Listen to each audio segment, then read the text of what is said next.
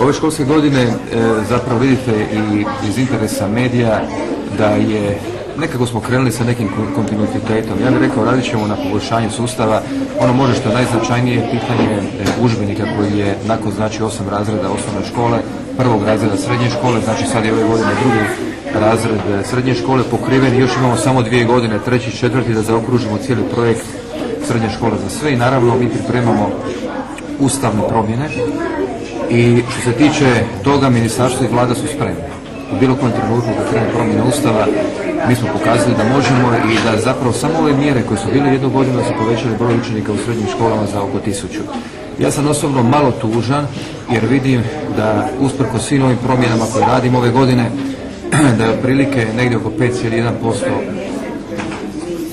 prvašića manje, a oko 1,3% učenika u osnovnim školama manje. To je jedan od podataka koje smo dobili ove godine. Mi govorimo negdje oko 370.000 učenika u osnovnim školama i oko 47.000 prvašica. Dakle, moramo raditi intenzivno na toj natalitetnoj, ja bih rekao, politici, jer se događa da idemo, definitivno svi pričaju o jednoj smjeni. Definitivno ćemo zaokružiti projekti besplatnih udžbenika na jedan kvalitetni način. Da se napraviti postavlja pitanje, pa tko će ići u te škole? To je, na primjer, jedan od podataka koji mene jutros iznenadio kad smo dobili iz statistike. A ostalo, više manje, ja smatram da ove promjene koje su započete treba raditi što više na istraživačkoj nastavi, treba djecu stimulirati, što manje predavalačke nastave, mislim da treba opremiti škole što je više moguće. Ja na početku mandata u prvih 20 dana imam negdje oko 20-25 škola, točno ne znam, koje treba otvoriti. Imamo neke gradove koji će u cijelosti preći na jednu smjenu, a ostalo je ona muka koju uvijek nosi sustav obrazovanja, toliko ogroman, toliko velik, ali ja mislim da je definitivno sustavno pokrenut. Imamo par otvorenih pitanja koji se tiču zdravstvenog i spolnog odgoja.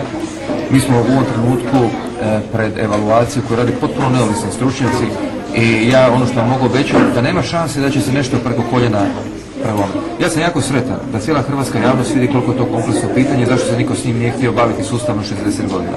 Pa ako je hrvatska javnost podijeljena, ono što će ući u hrvatske škole definitivno mora biti verificirano od strane struke, mora biti prihvatljivo kao što je to prihvatljivo sa moralnih načela, ali isto tako mora biti sa stručnih načela. Mi danas djecu ne možemo učiti demagogiji i ja vam mogu poručiti, u ovom trenutku smo mi napravili preliminarnu evaluaciju. Velikim dijelom nastava iz zdravstvenog i spolnog odgoja je obuhvaćena kroz jednu interdisciplinarnost, kroz hrvatski nacionalni obrazovni standard i vidjet ćemo koje je rješenje. Meni su obećali da do konca rujna da će dobiti detaljno izvješće, evo i Josip je tu koji je zadužen i onda ćemo vidjeti što ćemo postupiti glede toga. Ali ja ponavljam vrlo jasno, neće biti prelamanja preko koljena, će biti donošenje političkih odluka oko tog pitanja.